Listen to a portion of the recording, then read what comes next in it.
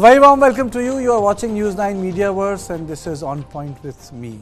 And today in On Point, I spoke with Pranab Mukherjee, daughter of former president, former defense minister, former external affairs minister, Pranab Mukherjee.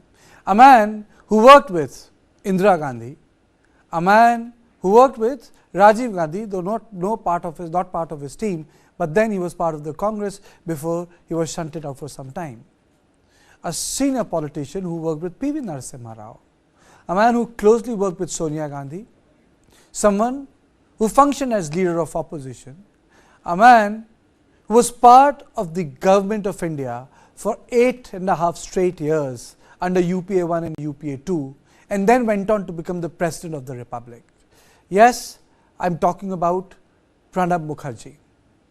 Pranab Mukherjee wrote a lot, maintained a daily diary. And this is not an autobiography. This is neither a biography.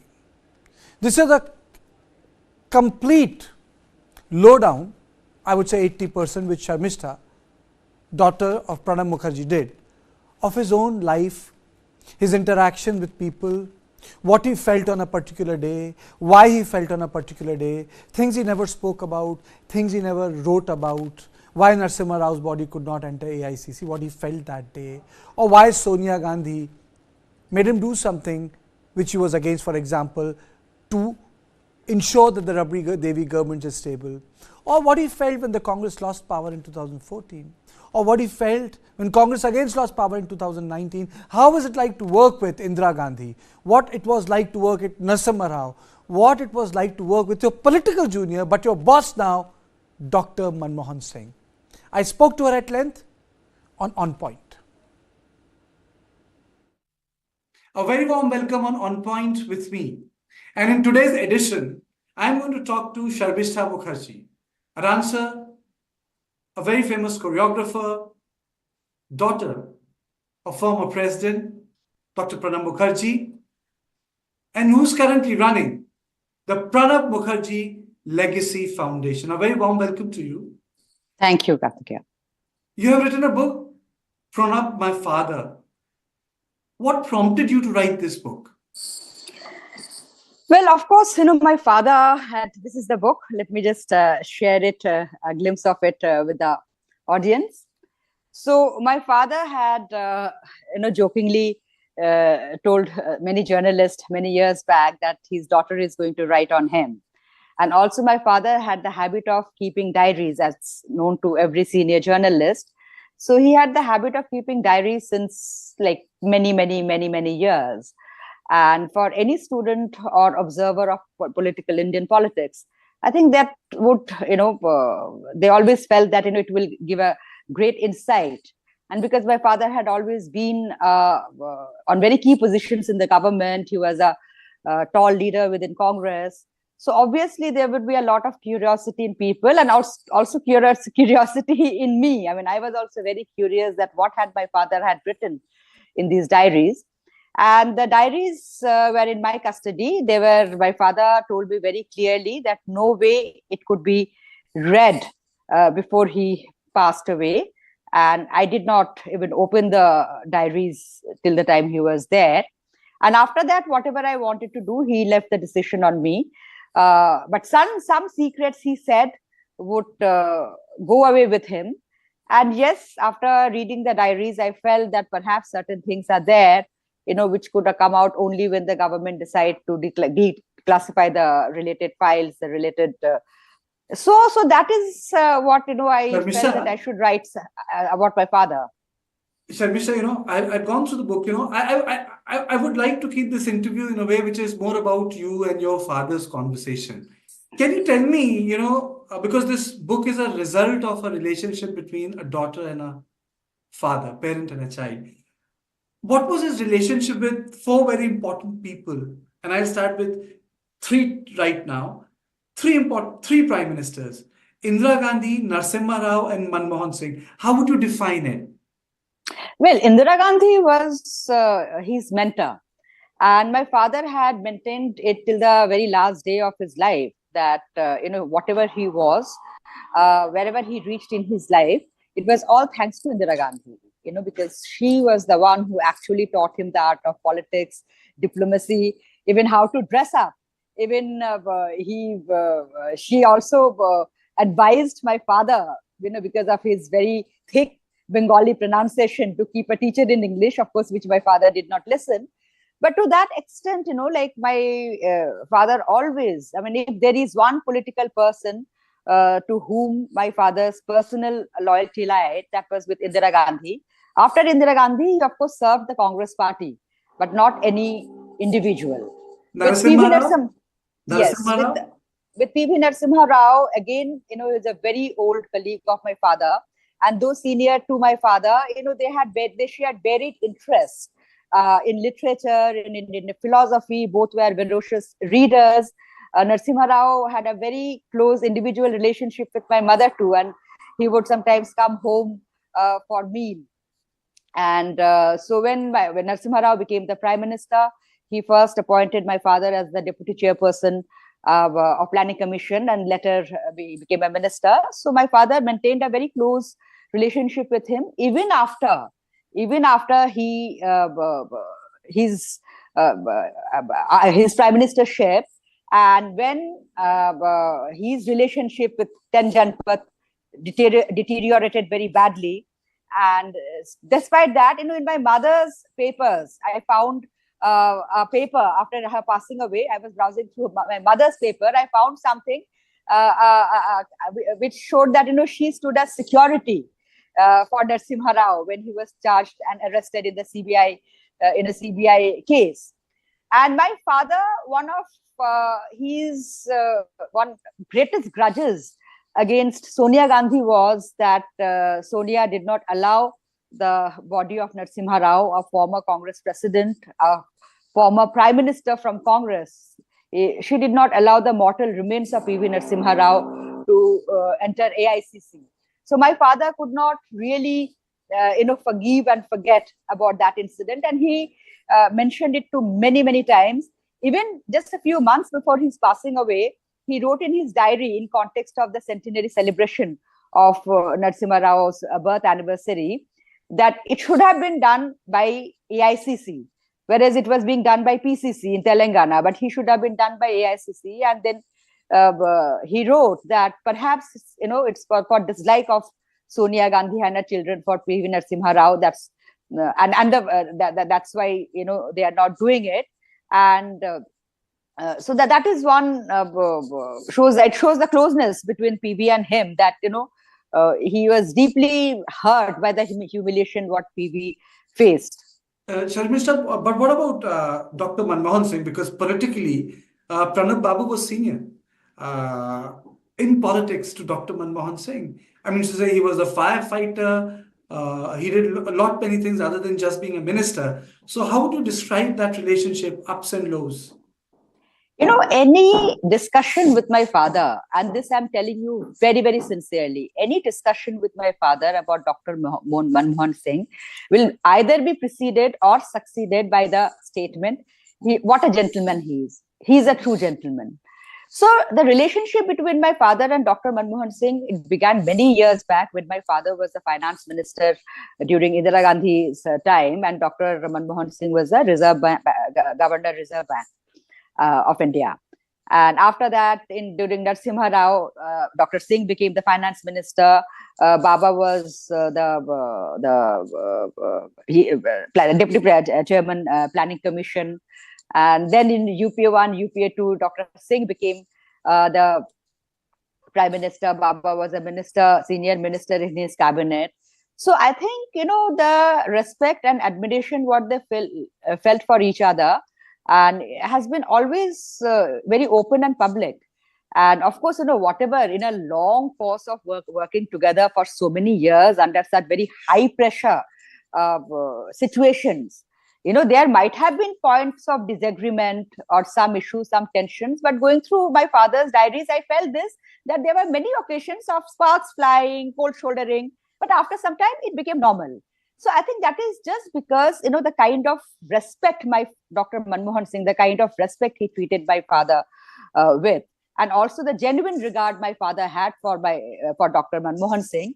And in fact, as the president, he thought of awarding Bharat Ratna to Dr. Manmohan Singh. And from one diary entry, I learned that he talked to the cabinet secretary to talk to Pulak Chatterjee to ascertain views of Sonia Gandhi regarding this. He felt Dr. Manmohan Singh should be given Bharat Ratna. But other than that one entry, after that, what happened, there is no other mention. So I do not know the reason behind not giving Bharat Ratna to Dr. Manmohan Singh. Sharmishta, did you ever have a conversation with Pranab Babu? Why did you ever talk about him being not being recognized as a senior most congressman and given a pass when it came to making him the prime minister? Did you ever discuss that with him? It can't be called a discussion.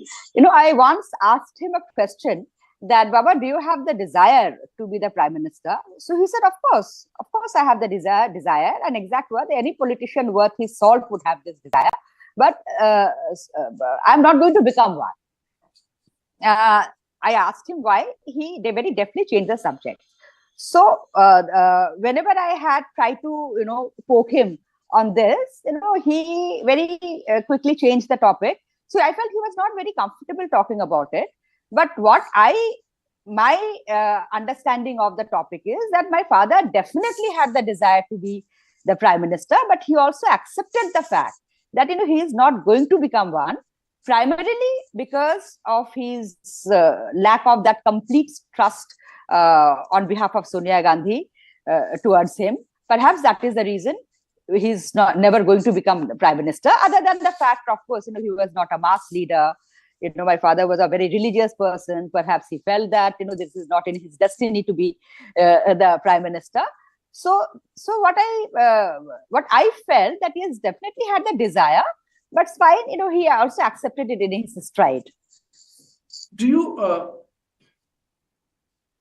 did you ever feel that his strong views on why Congress took a very strong left of center politics somehow was held against him? Reading one of his books, when the CA was arrested from Chennai, in his book he said, would this have been done in any other religion?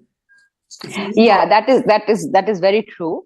And we always believed that Congress is a centrist party.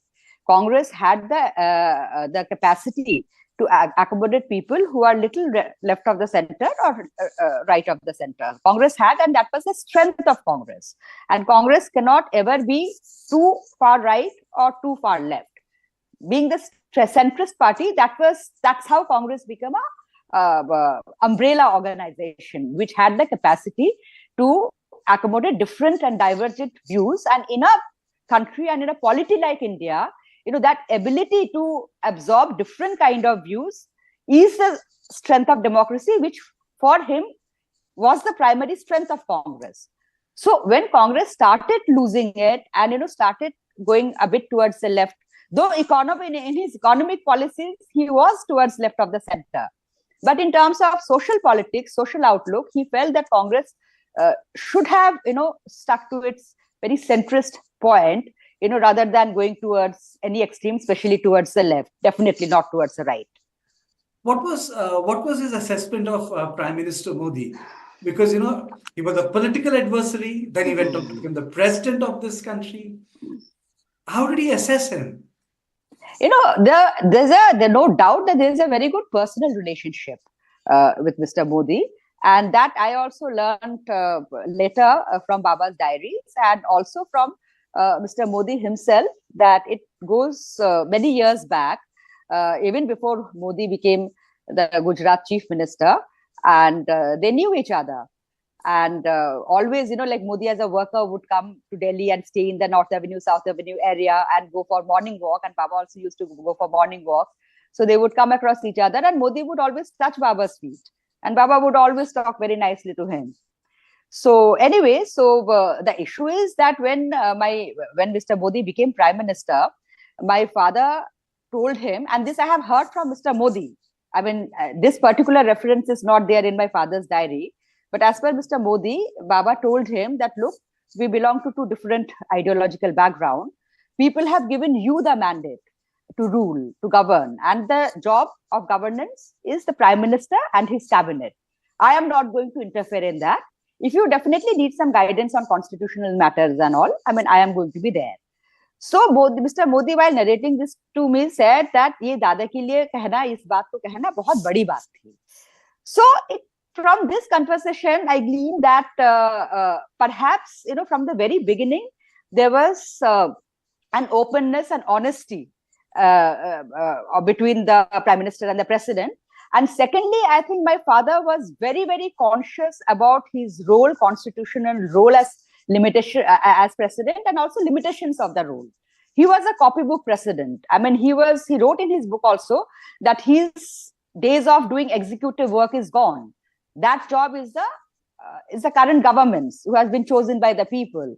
So I think because he was very conscious of that role, he never tried to step into the territory of the government, which is the domain of the government. It's not that, he just signed on the dotted line for everything, but, he raised his concern, he raised his questions about the Modi government, but always within closed doors. And about the pertinent issues of the day, as my father as the president, whether bypassing parliament, the practice of this current government by bypassing parliament through ordinances, whether it's polarization of the society, whether it's attitude towards the marginalized section of the society, of any pertinent issues of the day, Baba as president has given ample speeches which are there in public domain. He did not name any particular government or any particular person or any particular incident, but I think skills developed over years of being a politician. He could convey his messages very strongly on any particular issues which was relevant. He did it as president. And after post-presidency. Okay. So he was not a mute spectator. On the lighter side, when he became the president, I know for the fact a lot of congressmen would come, a lot of people associated with the Congress party would come and take his advice. In retrospect, did you feel that the advice your father gave them, did they heed? Did they work on it? I don't know, to be very honest. Like there is one incident, of course, the infamous trashing of the ordinance. From what I read by Rahul Gandhi, what I read in my father's that, he advised some senior leaders of the party informally that they should not take the route of ordinance. On such an important matter, it was extremely difficult to have a discussion in the parliament and to get the act passed through parliament, not through ordinance. And he also questioned the then parliamentary affairs minister and a couple of other ministers that what is the hurry? Why are you in such a hurry? So in principle, actually, he was against bringing the ordinance, but he was aghast at the way Rahul Gandhi did it and publicly trashed a decision of his government in front of full media when the Prime Minister was abroad. I mean, so he was very, very upset about that. Did he have a word on this with Sonia Gandhi? I don't have any idea. I don't know. When you're talking about this, a lot of people also think, as a journalist at that point of time, I also thought, one day, I would also ask a question, never got the chance. Why did he rush when there was a tirade against the UPA to meet Ramdev? That was the most surprising part. I remember I was at 7RCR reporting, and the news came that Pranab Babu with two other ministers, they have gone to meet Ramdev. Why did he do that? He was a savvy politician, and he provided that halo-ness and the credence to the gentleman. Why did that happen? Because after that, he acquired a life of its own, and he could challenge the entire UPA. Yes, and he actually spoke about it, I think, in Indian Express Adda, if I remember correctly. After his presidency, he spoke and he explained about it. He said that it was not a government decision, it was his own decision. And, he wanted to meet Ramdev, trying to nip, because Ramdev was threatening to go for another agitation on the black money issue. So he thought somehow he could convince Ramdev through dialogue, having a conversation with him, and nip the possibility of another agitation in the bud. But the problem was of actual conversation, the medium of conversation, the language. My father said that, he would not have understood my English and I would not, my Hindi, and I would not have understood his English. So how do we communicate? How do we converse? So then he requested Kapil Sibal to accompany him. And about I think there was one or two more ministers. Why did they come? I don't know about it. He never mentioned about that. So, and of course, Dr. Manmohan Singh was kept in the loop. And my father admitted openly, even in his book also, and even in his that public interaction what he had, that it was a big mistake on his part. He shouldn't have done that. When we talk about your father's career, he worked with Indira Gandhi, he worked with Narasimha Rao, he worked with Manmohan Singh. I'm not going to include the Rajiv Gandhi's tenure, but he also worked with Sonia Gandhi for a pretty long time, when she was out of power, when she was cutting her teeth into politics, UPA 1, UPA 2 as a president. How do you define this long relationship? Because, once we go through the book, it's like ups and downs, there are a lot of details, but there has to be a sum and total of relationship. He's wanted, but at a point of time, he's not trusted. He's required, but can't be given the top job. He must shoulder the responsibility, but then he has to be observed all the time. I think that it was a pretty, I don't want to use the word complicated, very complex, I would say.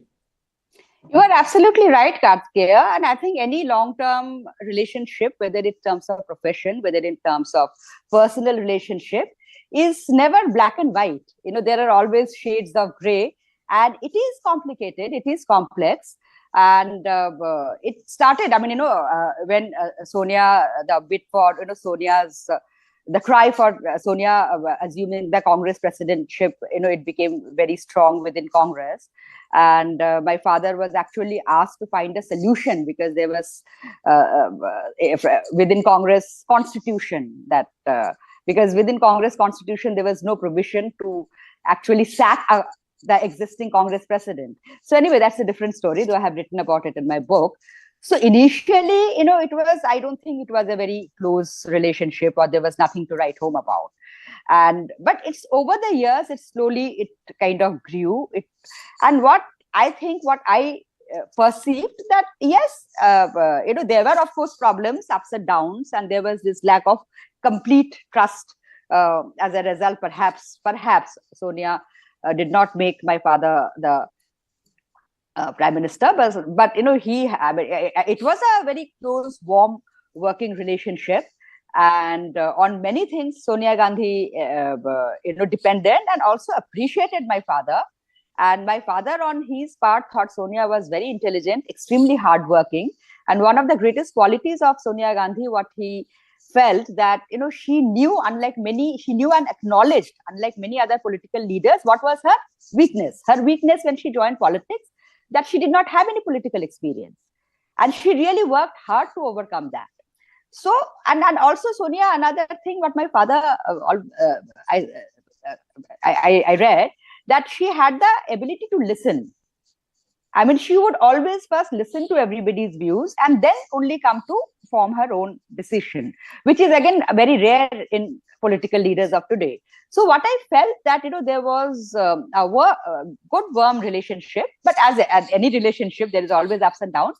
One thing I felt about, the relationship between both with Dr. Manmohan Singh, with Sonia Gandhi and with my father, over working for so many years together and under such high pressure conditions, there are bound to be differences. There are bound to be issues. There are bound to be what my father, anyone used very often. Recount, your father was like dead against, and had to do it because Sonia Gandhi wanted him to do it. Yes, there is. I haven't written about it because it's not there in my father's diary. But I have heard about this in a different context from a very senior leader of Bihar. Then when Lalu Prasad had to resign on that scam, and then he made Rabri Devi the chief minister. So the MLAs within Bihar Congress, they were very anti, and they didn't want to support the government. And my father also felt that Congress should not support, and he was quite strongly against it.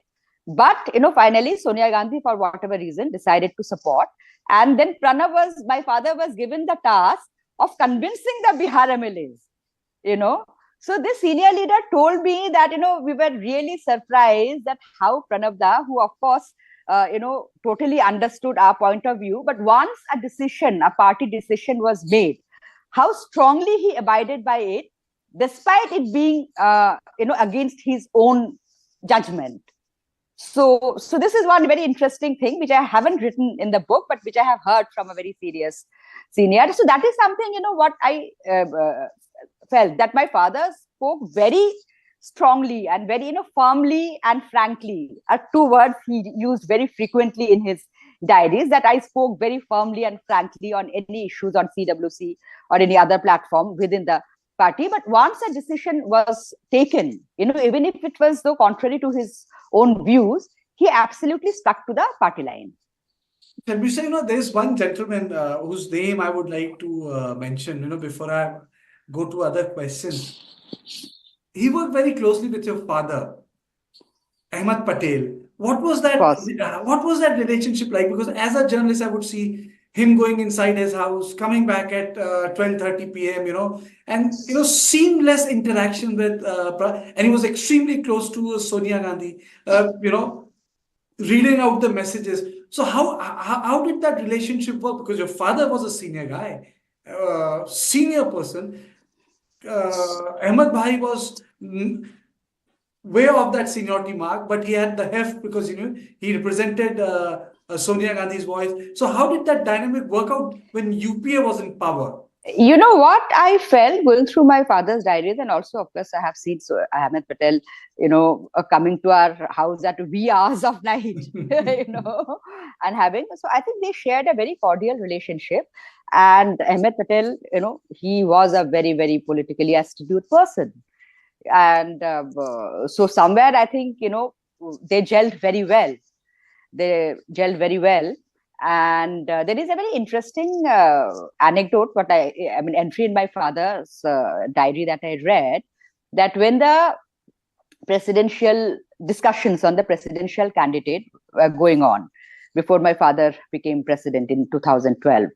And so that is the time. And one day, Ahmed Patel came to meet my father, and he told that supposedly Ahmed Patel suggested to Sonia Gandhi that let Pranab Mukherjee be made the prime minister, and let Dr. Manmohan Singh be made the president. But Sonia ji did not say anything. He remained quiet. And so that was something very interesting. And I personally feel that perhaps that triggered in my father's mind the last hope of perhaps becoming the prime minister. But that was not to be. Okay. So, you have written a part of it. So once this conversation was brought to the table, what was your father's response? Ahmed Bhai must have told him. In such sense, sorry, I don't follow. His conversation that he no, he just noted this. He did not elaborate. My father just noted that, this is what Ahmed Patel, he came to meet me, and he said. So he did not wrote anything else. He used to write one page per day. And, being such a busy person, there are so many things. So it's not that, until unless he really wanted to elaborate on some issues, he wouldn't. But, there is another interesting entry about 7 months back before his announcement of his name. So he went to meet Sonia Gandhi, and Sonia Gandhi, as per my father, he profusely praised him, and he told him that you are the best candidate for presidentship. And something he wrote that he wants me to continue as a minister and as the leader of the house. That means I'm not in the presidential race. So I think this is how also he interpreted, and this is how also he recorded. And then he went on to write, so then we discussed this. He gave a few points. So it's interesting, but this much I know. I mean, as suggested to me by one, that why don't you go and talk to Sonia Gandhi, that why aren't you making me the prime minister? I don't think he ever did that. Okay. But how did this relationship transform when Rahul Gandhi started acquiring a bigger stature in the government? Because, by 2000 till 2004, it was Sonia Gandhi, senior leaders, Pranab Babu, Arjun Singh, External Affairs Minister. You had two political secretaries. So, there was a, you had those basic 7, 8 people. How did it start? Did it start to change anything? Did he describe that? Because he came in, there was a second power center which emerged within the Congress party. From Baba's diaries during UPA 1 and UPA 2, and of course, during the presidential years, there are very few references of Rahul Gandhi. And he really did not comment, because I guess he was so busy with his governance and also another kind of politics in terms of managing the coalition, in terms of dealing with the senior leaders from other parties, in terms of managing the parliament, the ministry. So he did not really comment about people around Rahul Gandhi, and there was not really much in this thing, and didn't seem to be much interaction between him and Rahul. One of the earliest entry in his diaries was in context of some AICC session, not AICC, the CWC meeting towards the end of UPA 1 to discuss the election strategy. So there he wrote that Rahul spoke very strongly against coalition, and I had told him to elaborate his views further and put it logically. And he said he will come and meet me. And after that, then there are very few, references that, he's, where I came to know that, he met Rahul. And of course, he described Rahul as somebody who is very courteous and full of questions. But also he wrote that, he's yet to, politically get more matured.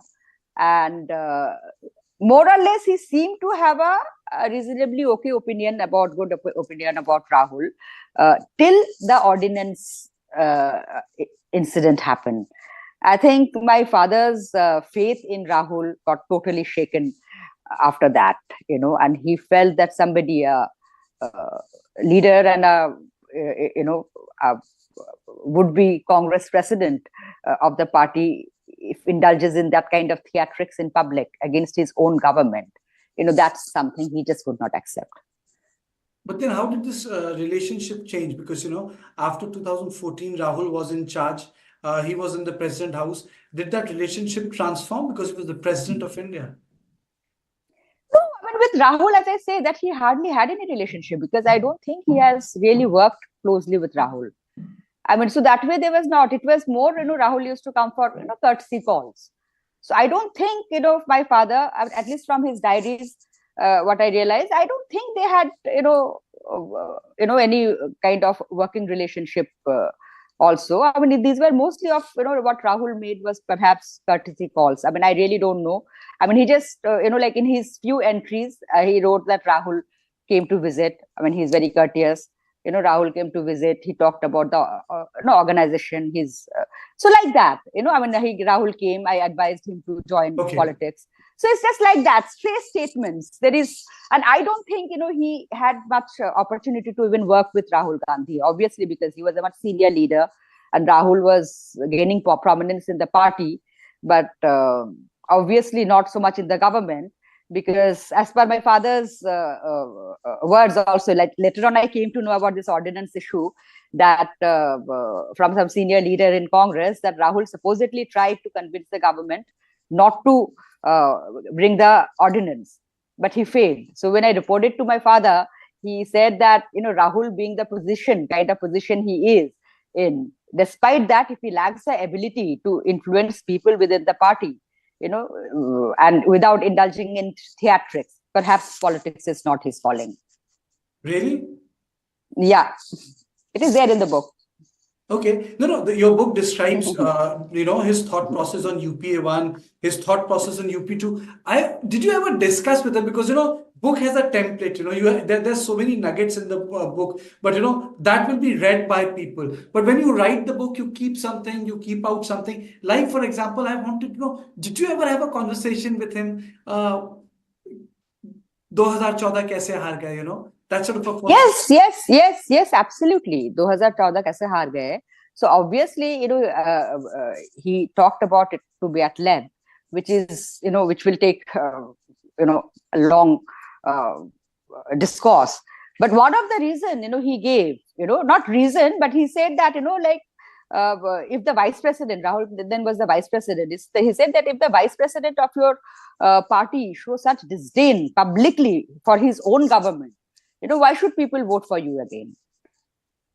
I mean, that's, he took that ordinance, as one of the reasons of the fragility of the government and the distrust of key people of the party against the government. Are you saying that he felt that Rahul Gandhi was responsible for his own party's defeat in 2014? Win or loss in any election, it's multi-causal. Yeah. So exactly, I said that is multi-causal. There are various reasons.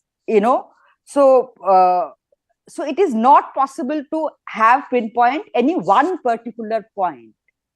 But Rahul Gandhi's behavior reflected a lack of confidence in his own government. So what my father tried to point out that, if the vice president of the party doesn't have confidence in his government, then why should people vote for you? But that is just one of the reasons. What happened in 2014, that utter decimation of Congress side by side, what did he phenomenal rise of BJP. His thought process is more important. All of us can feel anything. But what Pranab Babu felt? He felt that firstly, the UPA 2 itself was plagued from the very beginning of conflict within the government because of coalition politics. As a result, there was definite policy paralysis. Many people, who thought that after UPA 1, the withdrawal of support of the left bloc, so the economic reform agenda will be undertaken under UPA 2. But that could not be done because of, again, opposition from the coalition parties. And from Baba's book, what I felt that, from the very beginning, UPA 2 seemed to have been plagued with, various internal conflicts. And once he told me something very interesting, that UPA 2, despite having more number of MPs than UPA 1, was from the very beginning was weak, because during UPA 1, Congress had to depend on just one block of the left parties who were far more predictable, towards whether their opposition or support of the government. They were far more predictable, spoke in one voice, and also, it was on ideological ground. But whereas in UPA 2, everybody tried to, take the flesh, their pound of flesh from the coalition. So as a result, the Prime Minister started, losing that kind of authority, which is needed. I mean, from the very beginning, what he felt that it is conveying a portrayal of a weak government. Where he wrote somewhere, which I have quoted also, that I don't know how to run a government in which nobody likes to work, and if anybody tries to take a decision, everybody tries to stop it. So it's a very, I see in his UPA 2, UPA 1 was a very jubilant mood, whereas but in UPA 2, there seem to be these internal contradictions, Mamata Banerjee making her demands. His own office getting bugged. His own office getting bugged. His own office getting bugged. Due to Mamata Banerjee, there has to be, the government has to, roll back the fare hike. How did he feel when he came to know, Sharmishta, when he realized that his own office is getting bugged? There was nothing, to be very honest, much about it, other than what is already reported in the media. And there is not much really about it. I mean, so that's why I decided not to write about it, because it's already there in the media. Okay. So, Okay, fair enough. But when Congress lost in 2019, you were in politics, he was out of it, he was leading a retired life. What did he feel? Two consecutive smashing defeat. Did you ever have a conversation? Because at that point of time, he would have the complete and outsider's perspective of what's happening. What did he say? While I was in politics, after I joined politics, I kept on asking him about what is the future of Congress. And he would always say, and he also wrote in his diary, that I cannot believe in Congress Mukh Bharat.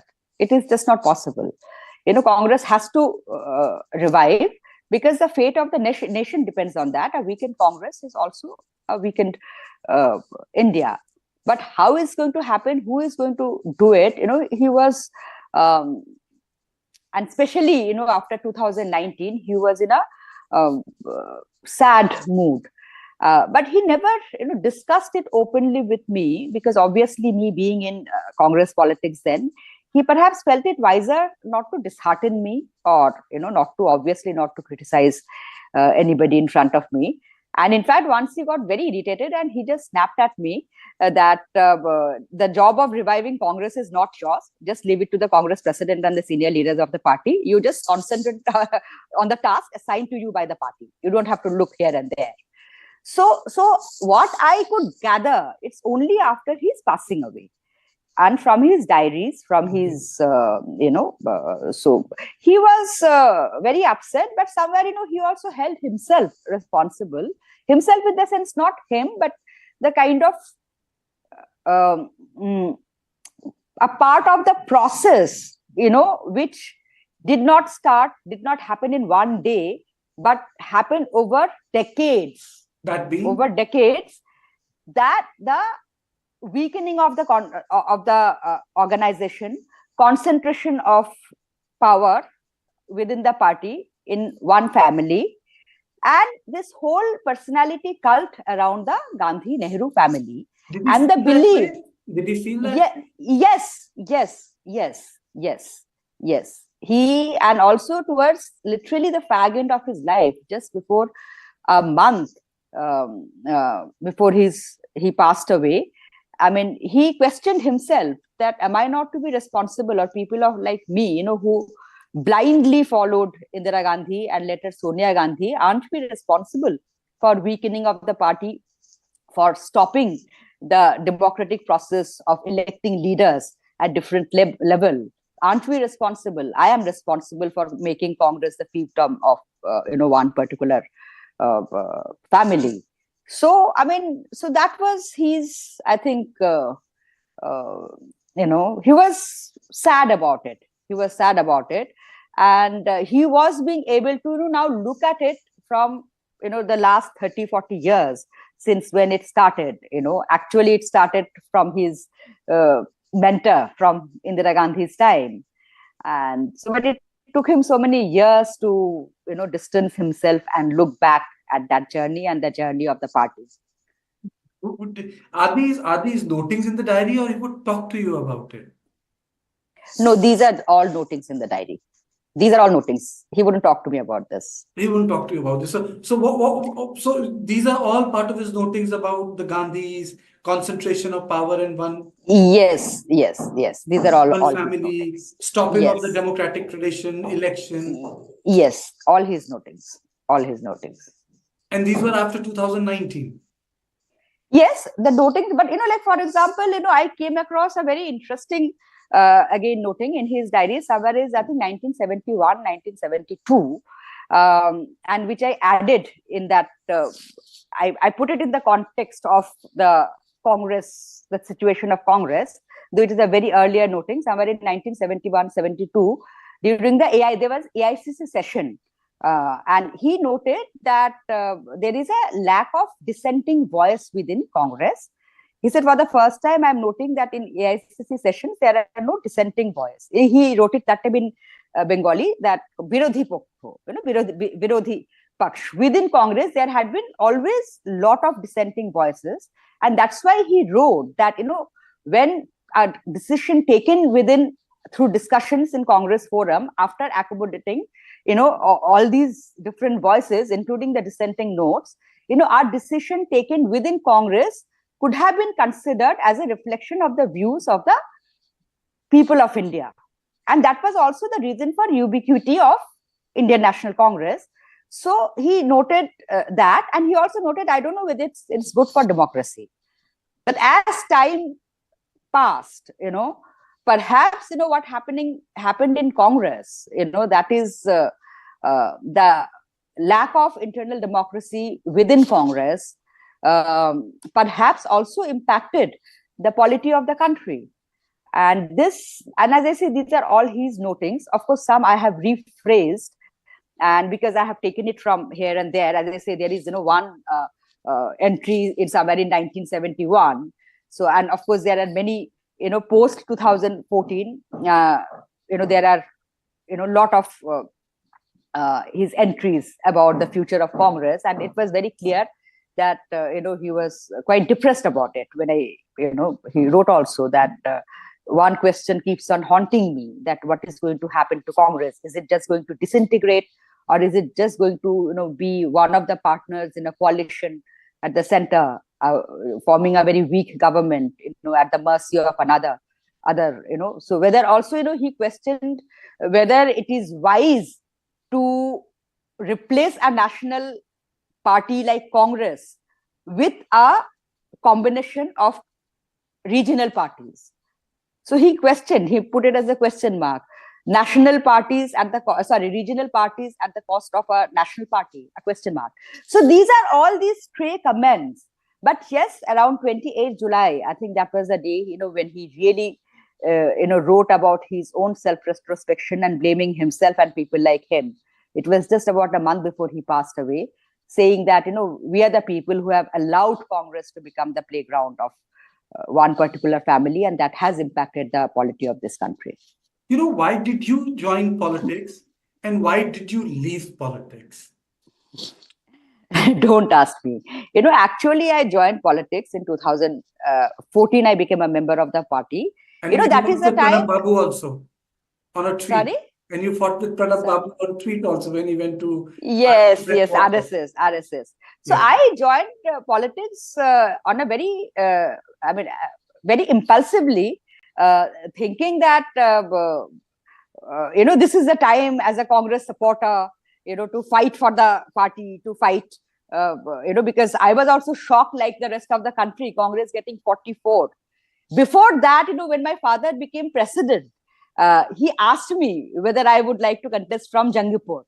So I immediately said, no way. I was just not interested in politics. But I think that is the time my father perhaps planted a seed, in my head. So in 2014, I just joined the party totally for ideological reason, But very soon, I think within 5-6 years, I realized that this is not my cup of tea. I can't do it. And especially after 2020, February 2020, I still remember, it was after the Delhi election results. That is the time I decided to quit politics, because I felt in Delhi that, people, we did not even give a fight. It was like that, So, with lot of apprehension, I asked my father, Baba, would you mind if I quit politics? Pat came the reply, कि तूने politics किया कब जब छोड़ेगी? When did you do politics that you will leave?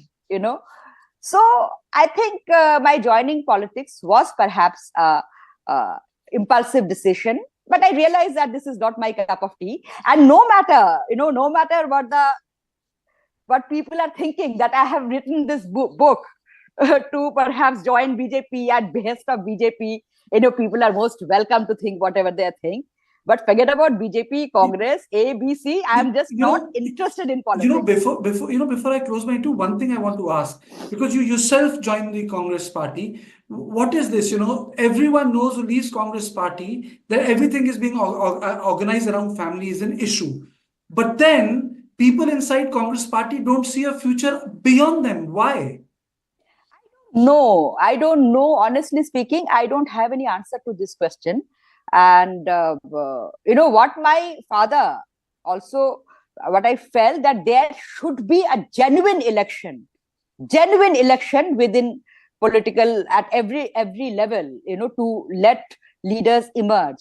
But somewhere I think he also knew that it is perhaps not possible. So, but why this?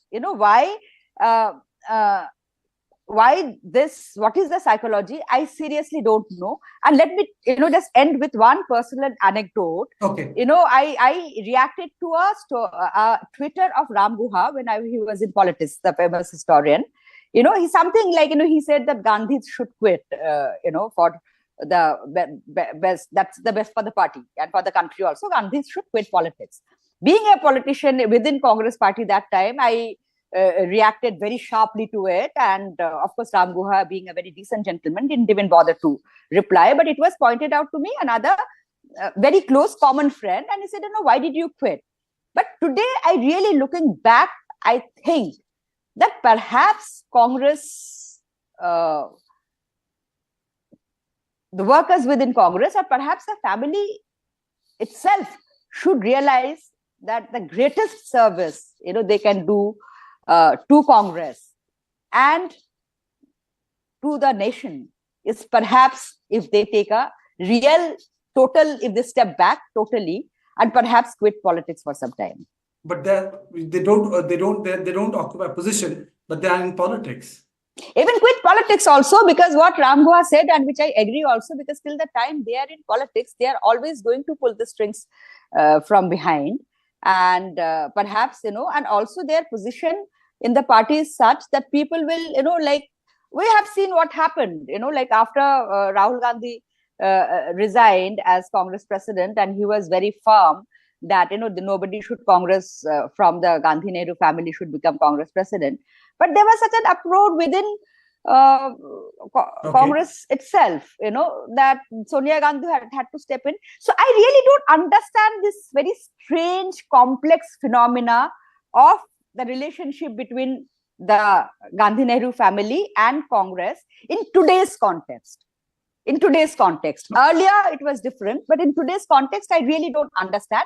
But that is something I think they just need to figure out. What I feel personally, Sharmishta, more such books should be written, because, these are not about personal 5 minutes of fame, because unlike other Western democracies where book writing after demitting office, notes being made public is part of public education, it's not sort of a scintillating piece of pulp fiction. It's about public education. It's about how senior people, those who control the levers of power, felt at that point of time, felt when they were out of power. So I think that's a great job by bringing another side of Pranab Babu to the entire country. He was also a complex man. As you said, his economy was left of center, but his politics was slightly right of center. But that's what all humans are. And thank you. His politics, I would like to say, more centrist.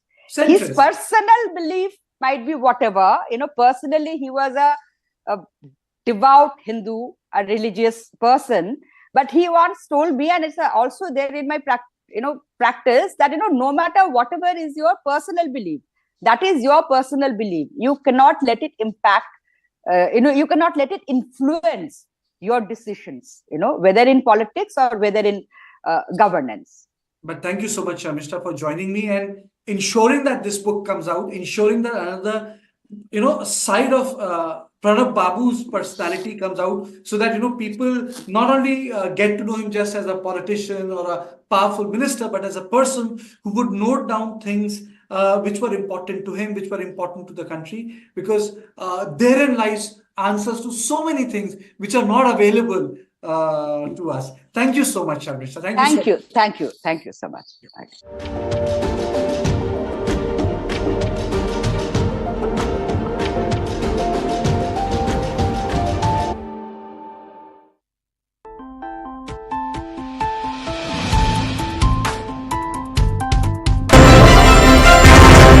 From 6 stations in 2002, it today has 280